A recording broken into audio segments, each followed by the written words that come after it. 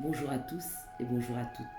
Nous allons attaquer ensemble le chapitre 15, cet esclavage que l'on s'impose à soi-même.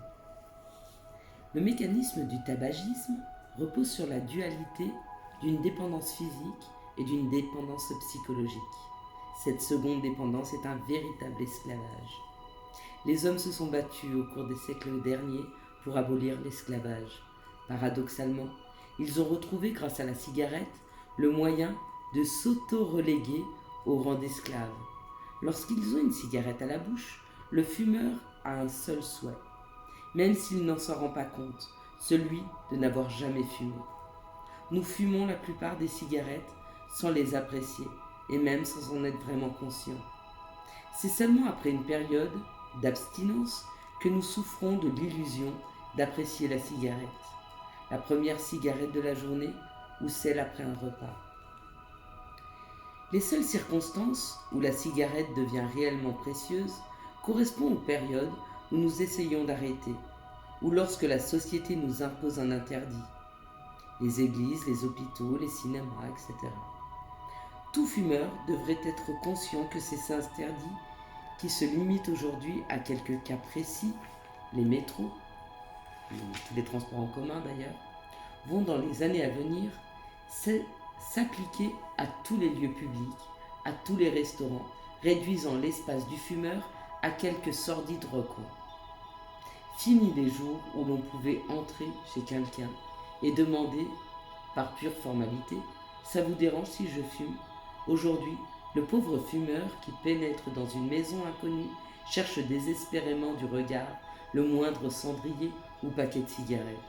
S'il ne trouve aucun indice favorable, il essaie généralement de s'y tenir et s'il n'y parvient pas, il finit par demander la permission. On lui répond souvent « si vous ne pouvez pas faire autrement » ou « ne préfériez-vous pas vous abstenir de fumer ?» Ce qui n'arrange pas ses affaires. Lui qui se sentait déjà misérable souhaite maintenant que le sol s'ouvre sous ses pieds et qu'il y disparaisse. Je me souviens de la dure épreuve qu'était pour moi le simple fait d'aller à l'église, même à l'occasion de mariage de ma propre fille, alors que j'aurais dû me pencher et ne penser qu'à elle et à ma fierté de la voir ainsi. Je me disais, finissons-en que je puisse enfin sortir et fumer une cigarette. Regardez attentivement les fumeurs dans de telles occasions. Cela vous aidera. Ils restent ensemble. Il y a toujours plusieurs paquets qui circulent et la conversation est la même. Vous fumez ? Oui, mais j'ai les miennes, merci. Je vous en prendrai une plus tard. Chacun allume la sienne et pense quelle chance nous avons d'avoir notre propre récompense. Le pauvre non-fumeur n'en a aucune. Le non-fumeur n'a pas besoin de récompense. L'homme n'a pas été fait pour empoisonner systématiquement son propre corps.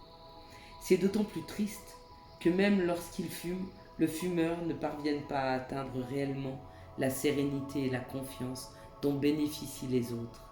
Le non-fumeur, quant à lui, pendant la cérémonie, ne s'agite pas nerveusement en attendant de pouvoir sortir.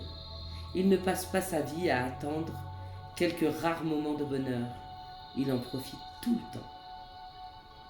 Je me rappelle également que je jouais au bowling et régulièrement je devais trouver des excuses bidons pour pouvoir sortir fumer une cigarette. Je n'étais pas un gamin de 15 ans qui fumait en cachette, mais un comptable reconnu, âgé de presque 40 ans. Quelle tristesse! Même en jouant à ce jeu, je ne pouvais pas vraiment trouver de plaisir. J'attendais la fin de partie pour pouvoir sortir et pourtant, c'était là mon jeu préféré.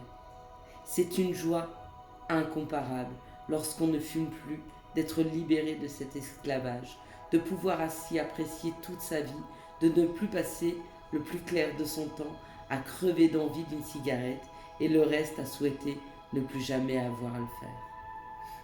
Les fumeurs doivent bien garder à l'esprit, lorsqu'ils se trouvent chez des non-fumeurs, ou même uniquement en leur compagnie, que ce n'est pas à ce non-fumeur qu'ils doivent leur angoisse, mais au petit monstre qu'ils ont dans l'estomac et qui attend sa dose de nicotine.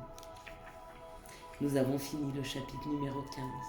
Je vous souhaite à tous et à toutes une excellente journée. Ciao, ciao. Bye.